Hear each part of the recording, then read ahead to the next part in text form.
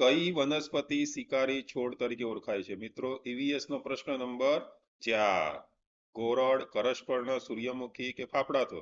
કઈ વનસ્પતિ શિકારી છોડ? મિત્રો, તમને નવાઈ લાગે છે ને? પણ સાચો જવાબ શું આવે છે? કળશપર્ણ. કરસપર્ણ વનસ્પતિ છે એ શિકારી છોડ તરીકે ઓળખાય છે. જો અહીં અમને ચિત્ર દેખાય છે, આ કળશ જેવો આકાર છે અને એના ઉપરના ભાગે પાંદડાથી ઢંકાયેલું હોય છે, એટલે કળશ જેવો આકાર ઉપરથી ઢંકાયેલો હોય છે.